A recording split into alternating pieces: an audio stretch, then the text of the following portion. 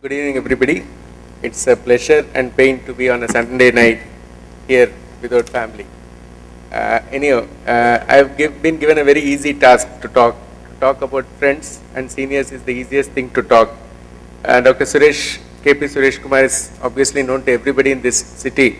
And I would, rather than introducing the way people have given me to introduce, I would introduce him as a guy who I know for the last 8 years and one of the leading interventional cardiologist of this city, and if not for anything, people would appreciate him as probably one of the most ethically sound, technically sound cardiologist in this city. So it is a privilege and honor to introduce Dr. Suresh Kumar to this august audience.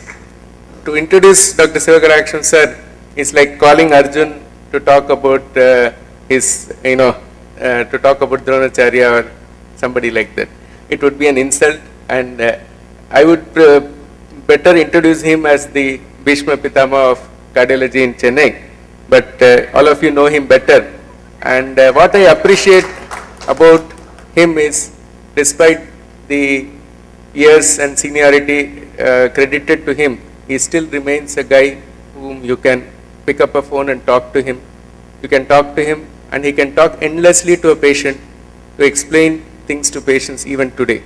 So he is a guy who is keeping clinical cardiology alive today in Chennai. So it's a privilege to be sharing the dais with such an honorable gentleman. Thank you very much. Good evening, everybody. Respected Chairperson, Dr. N. Shivadasham. Respected Moderator, Dr. Manogar. Invited dignitaries, ladies and gentlemen. At the outset, I would like to thank Cardila for having invited me to participate in today's symposium. The topic for discussion today is cardiovascular risk management. What are the challenges which we face in India and what are the solutions? In the whole discussion, when we talk about cardiovascular disease, it is not heart disease alone. It involves all the diseases affecting the vascular tree. That is all types of cerebrovascular disease and peripheral vascular disease. As we all know, cardiovascular disease is growing in epidemic proportions in India. Its risk factors are widely prevalent and present in almost everybody. Reducing the burden of cardiovascular disease requires specific strategies addressed to very large segment of population. That is, when we talk about prevention, we shift our focus from individuals to the large population, that is the community. Now in my further discussion, I talk about community prevention rather than treating an individual patient with heart disease. So the way to prevent a cardiovascular disease burden is you have to take care of the community. What are the challenges which we face as far as cardiovascular disease burden is concerned? There are the current challenges. That is the changing epidemiology of cardiovascular disease. 25 to 28 years before, when I was an MBBS student, if I diagnose an acute myocardial infarction in a 40-year-old man, definitely I will fail in the examination. Because it has been taught that myocardial infarction occurs only when you are old. But now we have seen people even in the late 20s developing myocardial infarction. Plus more and more incidents of myocardial infarction occurring in women. So there is a definite change in epidemiology. And early detection of risk factors. The various risk factors have been identified, and it has been proved beyond doubt that we have to catch them early if we have to do anything sensibly to prevent the development of coronary artery disease and control of risk factors. Now this is the burden which we are having, and what is the solution is stick to guidelines. We have got guidelines by American Society of Cardiology, American College of Cardiology, American Heart Association, European Society of Cardiology, and even for diabetes, American Diabetic Association. Stick to guidelines and implement guidelines in the clinical practice and use polypill. Now, what is the burden of cardiovascular disease in India? This is a graph which shows the rising prevalence, alarmingly rising prevalence of coronary artery disease in India. In 1960, suppose the prevalence was 4%. In 2008, it has gone to 12%. It has gone 3 to 4 times more. Now the significance is that, again I told you we are talking about the community prevention or the community intervention. We are talking about India where the population is 1.27 billion. So if we say that incidence has grown from 4 to 12%, there are millions of people are affected with heart disease. The burden of ACS is increasing worldwide, mainly because of the increase in life expectancy. Age is the single most common risk factor for any disease. So there is a definite increase in life expectancy, so we are seeing more and more cardiovascular disease and increase in risk factors. To name a few: obesity, high fat diet, diabetes, hypertension and dyslipidemia, glaring lack of physical exercise, urbanization and a sudden change in lifestyle. If we consider the acute coronary disease burden in India, India has got the highest burden of acute coronary syndrome. Coronary heart disease in India, in 2005 it is 2.5 crore of people are affected. In 2015 it is double the number. So the huge amount of population who are at risk, who are affected with heart disease. Now we say that we have got better imaging modalities, we have got better gadgets to treat these patients because of pharmacotherapy has improved, the expertise of the doctors have improved, we have got angioplasties, bypass surgery, so on and so forth. But you see this graph, the cardiovascular mortality is alarmingly increasing in India in spite of all the technical advancement. But this does not apply to individual who got admitted to the hospital and get the best possible treatment. This applies to the population in general. Each one patient getting admitted to the hospital, 4 people are dying outside the hospital with coronary artery disease. That is why the incidence of mortality due to coronary artery disease is on the rise. The mortality burden of cardiovascular disease in India in 1990 is estimated to be 1.2 million, but now it is going to double by 2010, it has doubled by 2 millions. And in India, coronary artery disease manifests at least 10 years earlier compared to the Western world. There's a tremendous loss of working years. Indians have a low risk threshold for the development of heart disease. That is, Indians develop coronary artery disease at a very less level of cholesterol compared to the Western. We are more susceptible to disease. We develop disease at a low risk threshold. By 2010, 60% of the world heart population is in India. India has got the highest prevalence of risk factors and have ischemic heart disease at an earlier age and more diffuse disease, and they develop at an earlier age than people in developed countries. Now, this is a beautiful study which was done by INAS. As I told you, Indians have a very high incidence of heart disease and very high mortality rate. Now, you see, even if the Indians are settled abroad, you see Indians settled in Canada, England, Singapore and Africa, this pink color is the mortality rate. Whether they are in India or outside India, the mortality rate of coronary artery disease is high for Indians. Indians are more susceptible than any other ethnic groups like Americans, Chinese and Japanese. We are 6 times more susceptible than a Chinese and 20 times more susceptible than Japanese for heart disease. And Indians develop heart disease 10 years earlier compared to the compared to the Western world. And the disease per se, it has got a aggressive course, a malignant course, and more severe diffuse diseases are seen in Indians. There is a 3 times higher rate of second heart attack and 2 times higher risk of mortality than we. So the magnitude of problem is huge. The risk factors, the manifestations of the disease is more widespread and more malignant. Then there is a changing epidemiology. In 1970, only 36% of the mortality are because of the communicable diseases of the whole disease of 1970. Coming to 2030, 75% of the diseases are non-communicable diseases like coronary artery disease and malignancies or cancers. So there is most of the communicable disease has been controlled. So now we have to fight against coronary artery disease and cancers. The factors that increases the incidence of coronary artery disease are rapid urbanization, reduced physical activity, changing dietary pattern, improved life expectancy and stress. All these contribute to increased cardiovascular disease risk and earlier onset of disease. When we say about cardiovascular disease risk, everybody talks about the triad, that is diabetes, hypertension, and dyslipidemia. I would like to invite your attention to one third, the fourth, or the earlier, more important risk factor in India, that is a cardiometabolic syndrome. If you say this is one half of this is men, other half is women, and people of 20 to 40 years, 40 to 60 years, and more than 60 years, the yellow graph is the cardiometabolic syndrome, and the red and pink are the hyperglycemia and dyslipidemia. The incidence of cardiometabolic syndrome is much higher compared to the incidence of hyperglycemia or hypertriglyceridemia. The cardiometabolic syndrome means central obesity, hypertriglyceridemia, low HDL, hypertension, impaired glucose tolerance, and insulin resistance. So it is considered as a very strong risk factor for the development and progression of coronary artery disease. So we need a strong awareness program and lifestyle intervention to tackle this menace. So this is the magnitude of problem. Now how to control this problem is, you find out what are the risk factors which are prevalent in the community and control the risk factors. Once we start talking about risk factors, we have to depend on this trial, that is the INTERHEART trial. The result has come in that it has been published in Lancet 2004.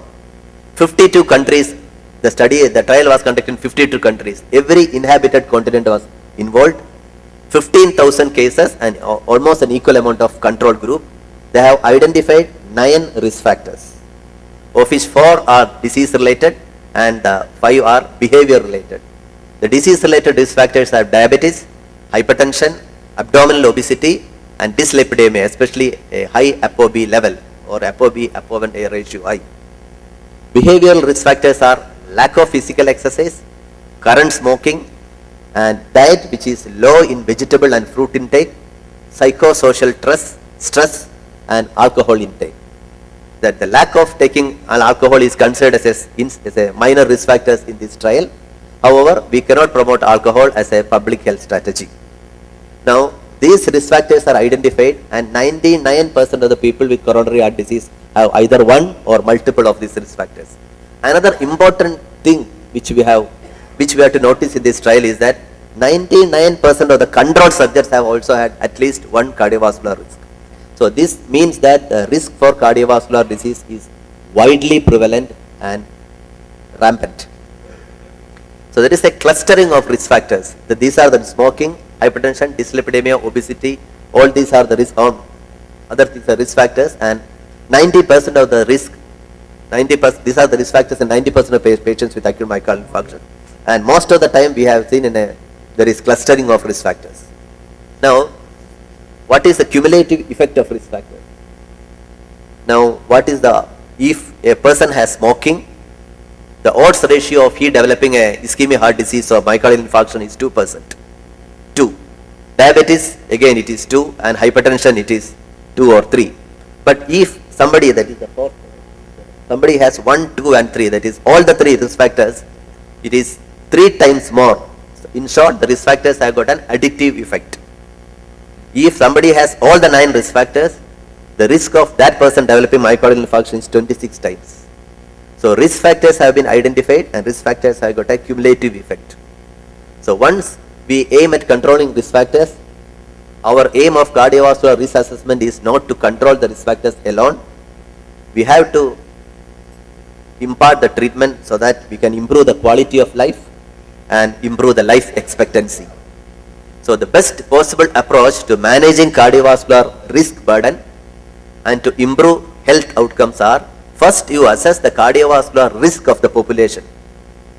Manage the risk factors which we have already identified in the INTERHEART trial properly. Maintain a healthy lifestyle, that is diet, exercise, and maintaining an optimum body weight, and of course pharmacotherapy, use of well documented holy pill. Once we talk about assessing the risk factor, all of us go to the Framingham trial, Framingham study, which tells a 10-year risk of anybody having a heart attack. The variables which are included are age, gender, total cholesterol, HDL, smoking, systolic blood pressure, whether it is treated or untreated, and diabetes mellitus. These are the variables which are included for calculating a 10-year risk of developing a heart disease in a particular individual. This is available in the net. You can download into the computer or into the cell phone. it takes less than 1 minute to find out the 10-year risk of a particular person developing heart disease. But one thing which we have to understand is, if we think about Framingham risk score in Indians, it is the calculator Framingham risk score into 1.4 correction factor, because we are 1.4 times higher risk of developing heart disease compared to the Western world. So suppose somebody's value came as 10%. For Indians, it comes to 15%. For if you are an Indian, it is 15%. Once you have the Framingham score, it comes as less than 10, more than 15, more than 20, or 10 to 15, or more than 20. If there is less than 10 risk, it is considered as a very low cardiovascular disease risk. If it is 10 to 15 risk over the next 10 years, it is low risk. 15 to 20, it is moderate risk. And more than 20, it is a high risk of developing cardiovascular disease. Here I would like to point that if somebody's risk comes as less than 10, it is no risk. It is not no risk, it's a low risk. There's a lot of difference between low risk and no risk. This is because if you follow a patient with a low risk for 10-15 years, there is an impact of even a low risk exposure over time, so that the risk increases. Now, there are a lot of people who are against this assessment of this 10-year risk. This is because, as we all know, coronary atherosclerosis starts even in infancy. Newborn babies' statistics are recognized. However, the disease manifests only when they are the 3rd or 4th decades. We are talking about a disease which span over 3-4 decades, and you are talking about a 10-year risk. So a 30-year-old man I say 10-year risk of developing a heart disease is 8%. That is, after 40 years, what is this risk? So people say you should have a better risk assessment tool. So what we follow now is a lifetime risk calculator. What is a particular person's lifetime risk of developing a cardiovascular disease? The variables included are age, gender, ethnicity, and certain other things like diabetes, whether he had already had a vascular event like heart attack or TIA, or any of his relatives, first degree relative had a vascular event, whether he has chronic kidney disease, atrial fibrillation, blood pressure, hypertension, rheumatoid arthritis, smoking, and cholesterol, LDL level and HDL ratio, and systolic blood pressure. There are more variables in that which will assess the lifetime risk of a particular person developing heart disease, which is much more reliable or much more needed than a 10-year Framingham risk score. So once we assess the risk score, we have to reduce the risk. Number one, or most important, is the lifestyle modification. A diet and exercise is found to reduce the risk up to 40%. It's a very, very rewarding intervention, that is the lifestyle modification and dietary modification. And one has to control the risk factors and institute effective drug treatment. Stress management. Interheart study has confirmed that psychosocial stress can contribute to sudden cardiac death, and yoga, meditation, art of living, social interaction, social media, and outdoor games all helps to relieve stress to a great extent. Then once we think about controlling risk factors, hypertension. You see, even a 10 millimeter decrease in systolic blood pressure is found to reduce 30% risk of ischemic heart disease and 40% risk of stroke. Now, I told you that we are talking about prevention of heart disease, prevention of vascular events. So about in a population which is 1.29 billions, a 30% reduction translates into huge amount of people whom we are going to protect. Diabetes mellitus, that's about hypertension. Diabetes mellitus, controlling hyperglycemia alone is not enough, because diabetes mellitus produces a vascular disease by varying mechanism like insulin resistance, associated dyslipidemia, associated vascular inflammation, and thrombosis. So controlling sugar alone is not enough. That is why this recommendation, treatment of people with hypertension, diabetes, and dyslipidemia, we should not focus solely on these factors, but must assess the total cardiovascular risk. A multifactorial interventions are needed to reduce the total cardiovascular risk burden. Now, once we talk about the risk and the risk factors, these two terms we have to find out, or you have to tell what is vintage effect. The vintage effect is what is the impact of risk factor over a long time. That's what I told. Even if we see somebody with a mild elevation of blood pressure or mild elevation of cholesterol, what is its impact if you leave it uncorrected for 20 years? So it definitely has an effect. Second is a legacy effect. Legacy effect says that if you catch the people early and treat them, the beneficial effect lasts long, very, very long period. This has found that the people in HOPE trial for 5 years, and after the HOPE trial, the patient has been asked to go back and take the routine medicines. And some people have followed this patient. What happened to them after 5 years or 10 years? People who have been on this trial medicines and they followed it for 5 years, they have done much better than the other people. So this is called legacy effect. Early and prompt treatment and control of risk factors, the beneficial effect is prolonged. So this is the burden of, I have talked about what is the burden of cardiovascular disease in India and what are the risk factors which are there. Now how to prevent a cardiovascular disease. Now once we talk about community intervention and prevention of cardiovascular disease in a large segment of population, we have to consider this prevention paradox. This is a term which is described by the epidemiologist Jeffrey Ross in 1981. This described a seemingly contradictory situation where majority of cases of disease comes from population of low to moderate risk and only a minority of cases comes from high risk population of the same disease. Best example is Down syndrome. We say that as the maternal age increases, Down syndrome incidence increases. If the maternal age is more than 35, the incidence of Down syndrome is high. But if you see 100 newborn babies with Down syndrome, you see majority of these babies are born to mothers of lesser age than mothers of 35 age. Why? Then again, same thing you can apply to alcoholic liver disease. Say high intake of alcohol, high liver disease. But if you see 100 people with alcoholic liver disease, majority of the disease occurs to people with low to medium intake than to high risk. This is because the number of people at high risk level are very small. Tip of the iceberg. You see much people submerged. This we have to really consider the occurrence of prevention paradox for devising strategies to control the risk in a population. This is a problem particularly encountered by government agencies and other organizations on attempting to introduce large-scale community interventions to improve health. We have to consider this prevention paradox. It is only the tip of the iceberg. Treating those people with extreme levels of risk factors, what we do in our day-to-day clinical practice in the hospital, we miss the opportunity to prevent a large proportion of cardiovascular events occurring in people with average risk factors. So once we talk about a population-based strategy, we have to lower the total risk burden to the entire population. Small changes made by large number of people results in greater benefit to the society than large changes made by small number of people. It has been proved that high-tech hospitals in India have their resources focused on the tertiary prevention directed at very few people who are at high risk and who can afford it. Whereas, while we treat this patient, we miss a large percentage of population needing effective primary and secondary prevention medication, which is far more effective and less expensive than that are not receiving. In short, tertiary care has no role in reducing the cardiovascular disease burden.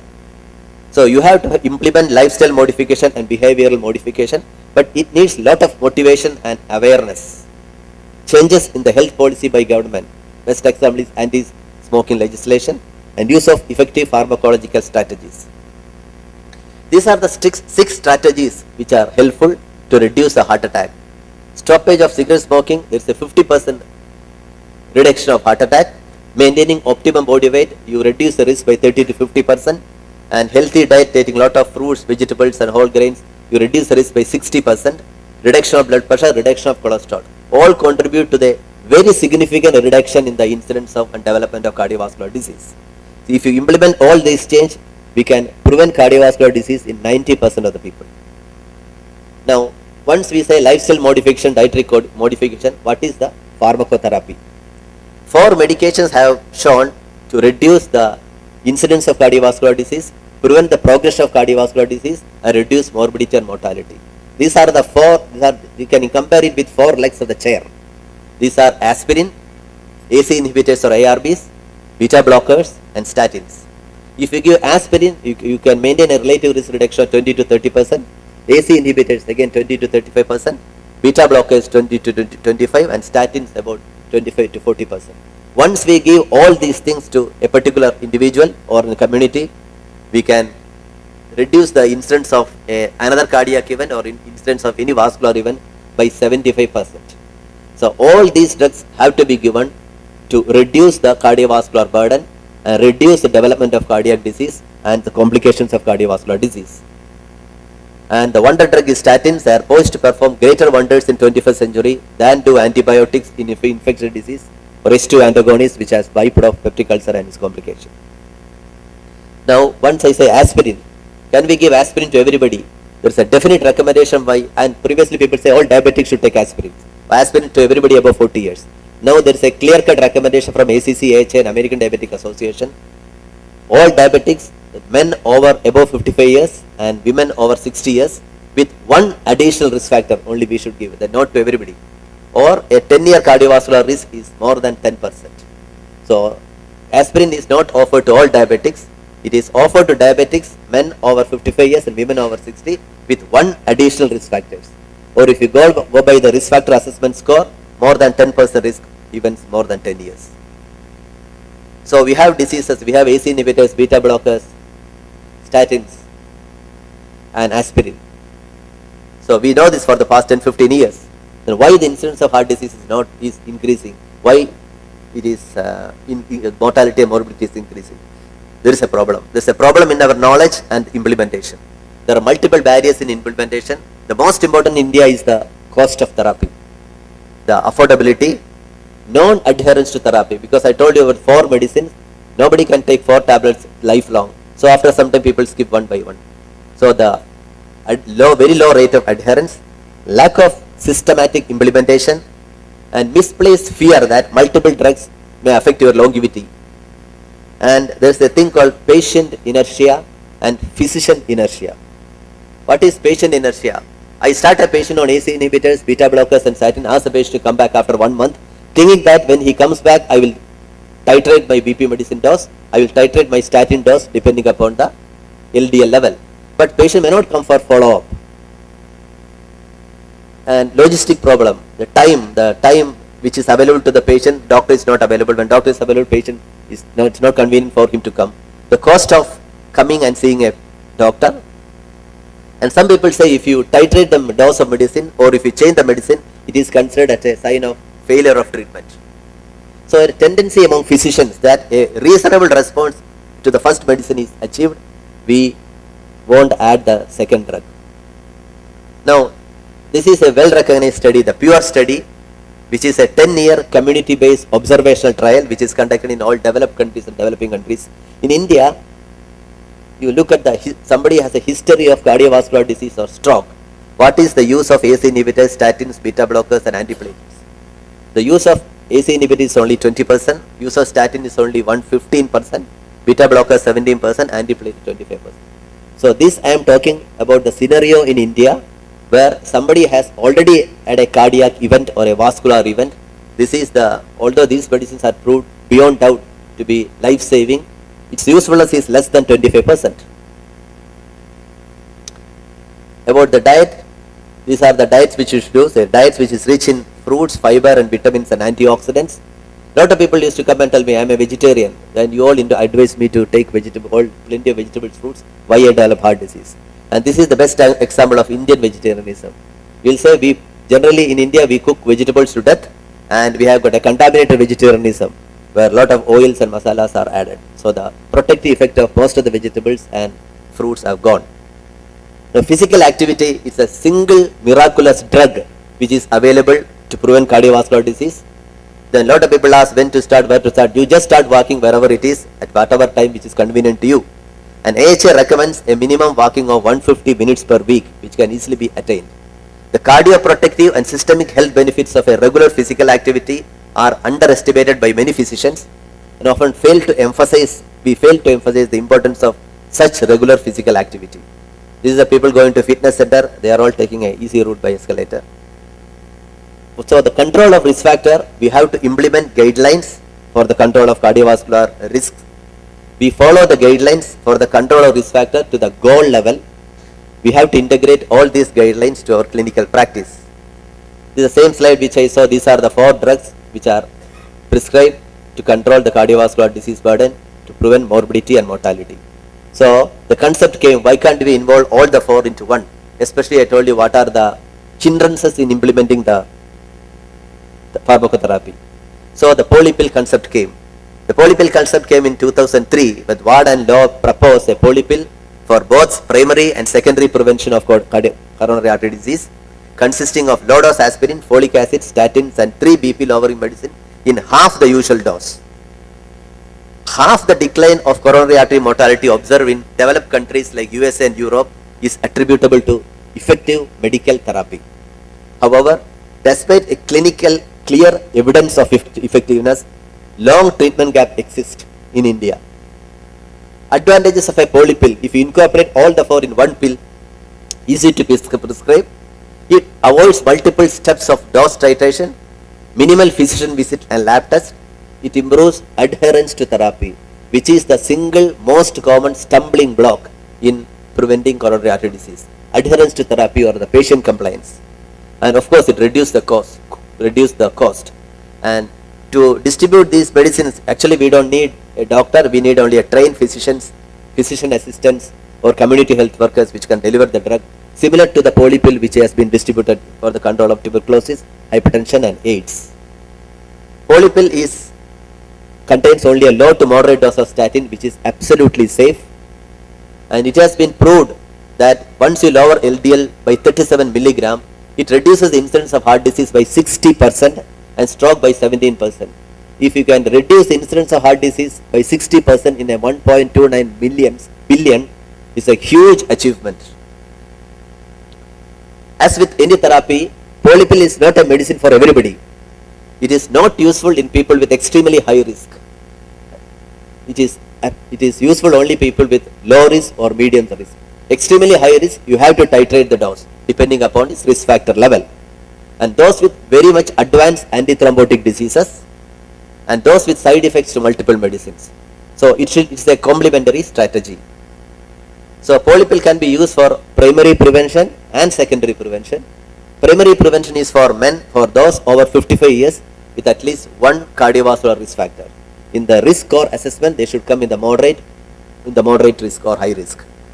Then all this data we got based upon the Indian Polycap trial, that is 1 and 2, I'll come to that. 3 trial is ongoing global trial. However, there are a lot of polycaps available. The ideal composition of polypill still remains uncertain. The bodies like European Society of Cardiology and European Society of Hypertension has recommended polypill as an effective strategy to reduce multiple cardiovascular risk factors. As I told you, compliance is a stumbling block for any community prevention. It has been proved that in the previous study, it looked only at the compliance to a combination medicine. 1/3 of the patient discontinued medicine within 1 month. And Ampere study is a clinical trial using fixed drug combination, and what is the compliance? The fixed drug combination, the compliance is 77% compared to people taking different medicines. So once you use a polypill, once you combine everything to one tablet, the compliance significantly increases. All these elite organizations like European Society of Cardiology, American Heart Association, American College of Cardiology, even textbooks have shown that reducing the number of tablets and reducing the dosage demands is the most effective and simple approach towards enhancing adherence. The polycap is a medicine which improves adherence and produces significant dose reduction. It contains 5 ingredients, that is aspirin, ramipril, simvastatin, atenolol and hydrochlorothiazide. And all these, when they combine, the bioavailability is preserved, there is no drug-to-drug interaction, and the pharmacokinetic profile is well preserved. The Indian Polycap study, once they use polycap, there is a significant reduction. Once you use 1 BP lowering medicine, 2 BP lowering medicine and a polycap, there is a significant reduction in BP to the goal level. So BP reduction is very good, especially when we think about community prevention. And the prevention of and the reduction of LDL is also very significant compared to simvastatin alone on polycap. It is comparable. Then the risk reduction is also comparable. The last one, I told there are TIPS 1 and TIPS 2. The TIPS 1 trial where the low dose polycap, 1 capsule is used. TIPS 2 where the full dose of polycap, if you use 2 polycaps in high risk subgroups, again the risk reduction is significant. If you use polycap, the risk reduction of stroke is 48%, and risk reduction of coronary artery disease is 62%. Again, it's a huge number considering the population. So Polycap is highly effective in reducing the cardiovascular disease burden and risk factors. Significant reduction is achieved and very much improved adherence and much reduced side effects. So both tips 1 and tips 2 has shown there is a potential reduction in cardiovascular attacks if you use Polycap in long run. And it's an apt therapeutic option in people with, for the primary prevention in moderate or high risk people, and of course for secondary prevention it is proved beyond doubt. Easy dose titration and once daily dose will improve the compliance. So in a nutshell, coronary artery disease and stroke are the biggest killers. 9 risk factors have identified by Interheart study. All these risk factors needs early recognition and early and prolonged treatment to control the risk factor to the goal level. Patient compliance is the biggest stumbling block if you talk about cardiovascular risk reduction strategy in a population basis or in a community basis. New guidelines recommend Polypill as the most effective strategy to control multiple risk factors. It is very effective, well tolerated, safe and cost effective. WHO statement goes by saying that increasing adherence has a greater benefit on health than any improvement in a specific medical therapy. Of course, we know that drugs won't work on patients who don't take them. What is the vision for the future? How can we reduce the cardiovascular disease? We have identified the problem, we have identified the risk factors, we have identified the ways to reduce the risk by giving a Polypill. But how will you address the issue? Most important is improve the public awareness about lifestyle modification and proper control of risk factors. For this, we don't need doctors. It can be done by physician assistants, community health workers, mass media, and awareness programs in beaches, beach cinema halls where crowd gather. Traffic signals, we have seen wear helmet, obey traffic rules. This also should be displayed. And malls where people gather. These are the places where you can put the boards, put the hoarding so that it catches people's attention and can improve the awareness. But one other important thing that it will not work if you put one hoarding in a World Heart Day. We have to put it for long periods. Then only we can change the awareness, we can change the lifestyle. Second is use of Polycap as a public health strategy. So the government should change the policies. Government can get external support either from WHO or things like Lions Club or Rotary Club. Especially the polio eradication program is being done in an excellent way by WHO help and help from Rotary Club. So government has been doing excellent way of controlling tuberculosis by tuberculosis control program, polio eradication program, AIDS awareness program, prevention of malnutrition, malaria control program, so on and so forth. The government should devise a strategy to control cardiovascular disease risk in the population by increasing the awareness and use of Polycap, the public health strategy. Thank you very much for your patient listening.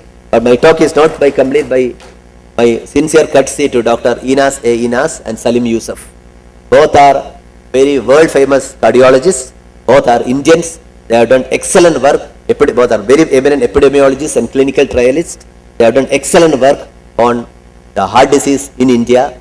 Especially Inas A. Inas has done that. He is the first person who pointed that Indians are 3 to 4 times higher risk of developing heart disease than people in the Western world. And he has done a lot of research on lipid abnormalities in India. Salim Yusuf is a person who is promoted mainly this Polypill for the prevention of cardiovascular disease. Thank you very much.